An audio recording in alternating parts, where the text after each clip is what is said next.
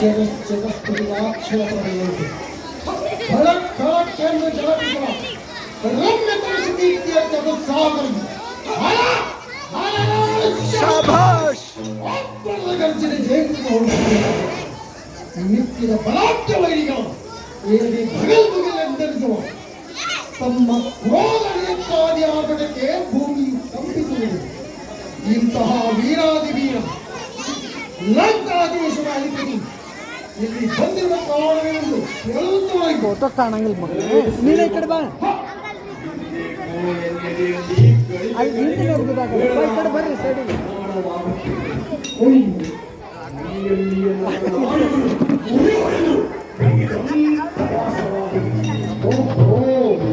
ಕಿವಿಗಳಲ್ಲಿ ಘನಘೋರವ ಶಬ್ದನಾದವು ಒಳಗಿನಂತೆ ವಾಸವಾಗುತ್ತದೆ.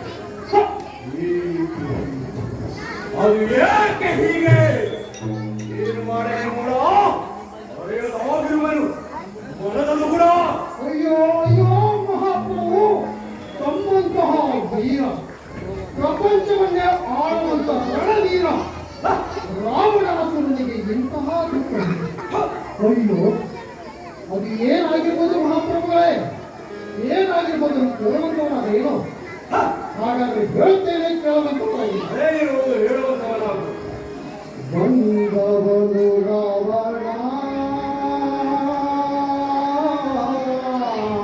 ಇದೋ ಕೇಳು. ಬಂದಿರುವರು ಶ್ರೀರಾಮನಂತೆ, ಬಂದಿರುವರು ಶ್ರೀರಾಮನಂತೆ, ಬಂದಿರುವರು ಲಕ್ಷ್ಮಣರಂತೆ, ಬಂದಿರುವರು ಹನುಮನಂತೆ, ಬಂದಿರುವರು ಹನುಮನಂತೆ, ಬಂದಿರುವರು ವಾಯುರಾಜನಂತೆ.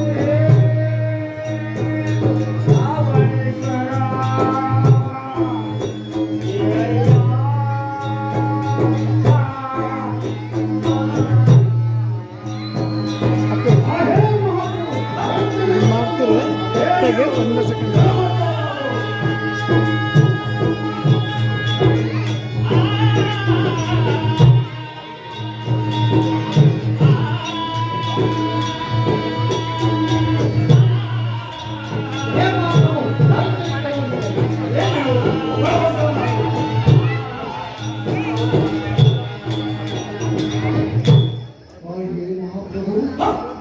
ಇದೀಗ ಭೂತನ ಬೆಂಕಿ ಅಂತ ಮಹಾಸಿದ್ಧಿಯನ್ನು ತಂದಿರುವರು.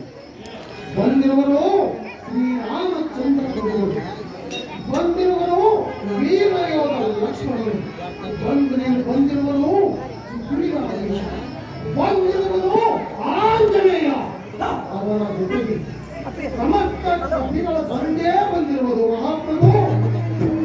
ಅದಕ್ಕಾಗಿಯೇ ತಮ್ಮಲ್ಲಿ ಮನೆ ಮಾಡಿದ್ದೇನೆ ಎನ್ನುವುದು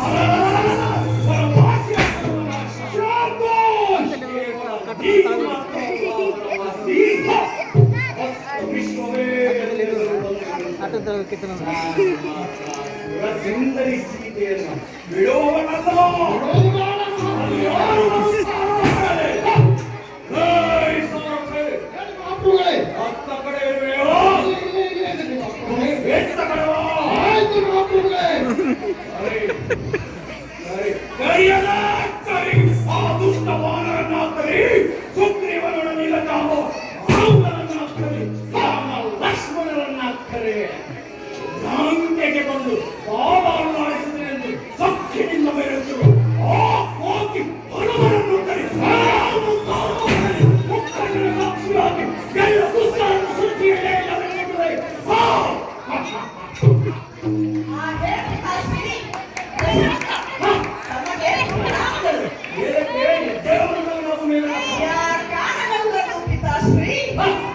ನಮ್ಮಂತಹ ಪರಾಕ್ರಮಿಗಳೊಂದಿಗೆ ಆ ವನವಾಸಿ ರಾಮ ಕೋಟೆಯೊಳಗೆ ಬಂದಿರುವುದಲ್ಲ. ಆ ಸಮಸ್ತ ದಂಡಕ್ಕೂ ಅಯ್ಯೋ ಅಲಕ್ಷಣದಲ್ಲಿಯೇ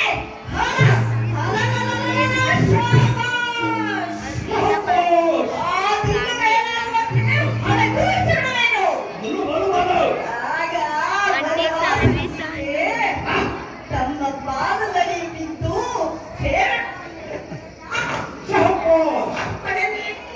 ಈಗ ಯುದ್ಧದ ತವಕ.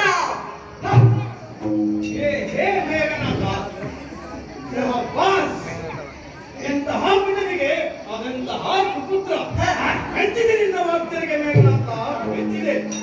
ಪಿತನು ಪಾಪಕೂಪದ ರಥದ ಮೇಲೆ ನಿಂತಿದ್ದರೆ ಸುತ್ತನು ಆ ಪಾಪಕೂಪದ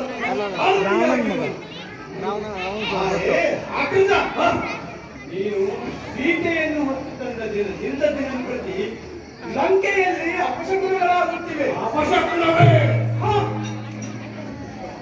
ನೀನು ಸೀತೆಯನ್ನು ಹೊತ್ತು ತಂದ ದಿನದಿಂದ ದಿನ ಪ್ರತಿ ಲಂಕೆಯಲ್ಲಿ ಅಪಶಕುನಗಳಾಗುತ್ತಿವೆ. ಅಡುಗೆ ಮನೆಯಲ್ಲಿ ಅಗ್ನಿಜೂರಿನ ಕೂಡಿ ವರ್ತಿಸುತ್ತಿಲ್ಲ. ವೇದಘೋಷ ಸ್ಥಳಗಳಲ್ಲಿ ಸರ್ಪಗಳು ಕಾಣಿಸುತ್ತಿವೆ. ಆನೆ ಕುದುರೆ ಒಂಟೆ ಕತ್ತೆಗಳು ಹುಲ್ಲು ನೀರನ್ನೇ ಮುಟ್ಟುತ್ತಿಲ್ಲ.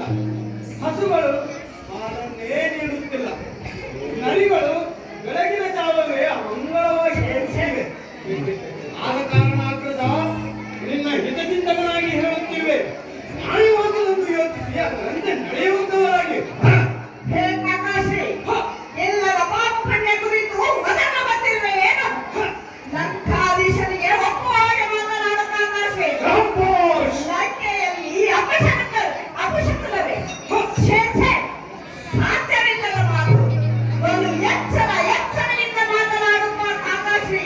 ನನ್ನ ಬಿತ್ತ ನೆಟ್ಟಿಗೆ ಏರಿಸಬೇಡ. ನಿಶ್ಚಯ ಇಲ್ಲದಿದ್ದರೂ ಅಯ್ಯೋ ನಿನ್ನನ್ನು ಕಚ್ಚಿ ಹಾಕಿ ಬಿಡುವೆ. ಮಾತಿನಲ್ಲಿ ನಮ್ರತೆ ಇರಲಿ. ಶಕ್ತಿ ಇದೆ ಅಂತ ಮಾತಕ್ಕೆ ಉತ್ತಮವಾಗಿ ಮಾತನಾಡುವುದರವಲ್ಲ. ಇದು ಸ್ಪಷ್ಟವಾಗಿ ಕೇಳಿಸಿಕೊಂಡು ಸದಾಚಾರ ಸಂಪತ್ತನ್ನು ತರಬಲ್ಲದು. ವಿನಮ್ರತೆ ನಮ್ಮನ್ನು ಶ್ರೇಷ್ಠರನ್ನಾಗಿ ಮಾಡಬಲ್ಲದು. ಇಲ್ಲಿ ಕೇಳು, ಪ್ರಭು ಶ್ರೀ ರಾಮಚಂದ್ರನು ಸಕಲ ಸತ್ಗುಣ ಸಂಪನ್ನ. ಜಯವೆಂಬುದು ಸದ್ಗುಣಗಳೆರಡು. ಅರಿತುಕೋ ಮೂರ್ಖ, ಸುಮ್ಮನೆ ಮಾಡಬೇಡ ಮುಂದೆ ತರ್ಕ. ಹೇ ಕಾಕಾಶ್ರೀ, ನಿನ್ನ ನೀಚತನ ನನಗೀಗ ಅರಿವಿಗೆ ಬಂದಿದೆ. ಅಯ್ಯ ಜನಕ, ಲೋಕದಲ್ಲಿ ಇಂತಹ ಗಾಯನಿಗಳ ಸ್ವಭಾವವೇ ಹೀಗ. ಹೌದು, ಶತ್ರುಗಳನ್ನೇ ವಾಸ ಮಾಡಬಹುದು, ವಿಷ ಸರ್ಪಗಳನ್ನೇ ವಾಸ ಮಾಡಬಹುದು. ಮಾಡಬಾರದು. ಮಿತ್ರ ಪಕ್ಷಪಾತಿಯಾದ ಮಿತ್ರರನ್ನೇ ವಾಸ ಮಾಡಲೇಬಾರದು. ಇಂತಹ ಗಾಯನಿಗಳೇ ಅಂತಹದ್ದು ಜನಕ. ಪಿತಾಶ್ರೀ, ಹಾಡೋಣ ಇವನಿಗಿಲ್ಲಿ ಯಶಸ್ವಿ.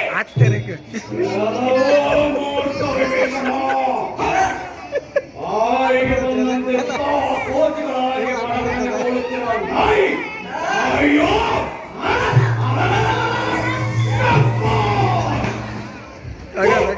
ಅಸದೆ, ಎಲ್ಲ ಪರಮ ಶತ್ರುವಾದ ಆ ವನವಾಸಿ ರಾಮನು ಶ್ರೇಷ್ಠನೇ. ನನಗೆ ಮುಖ ತೋರಿಸಬೇಡ, ತೊಲಗು ಇಲ್ಲಿಂದ.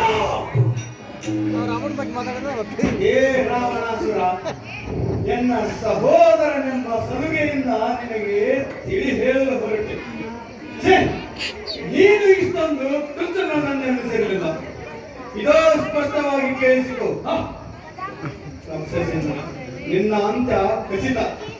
ನನ್ನ ಜನ, ನನ್ನ ಸಾಮ್ರಾಜ್ಯ ಕಷ್ಟಪಡಬೇಕಾಗಬಹುದೆಂದು ಚಿಂತಿತನಾದೆ. ಇದರ ಬದಲಾಗಿ ನನಗೆ ಸಿಕ್ಕ ಪ್ರತಿಫಲ ಅಯ್ಯೋ ಶಿವ ಶಿವ,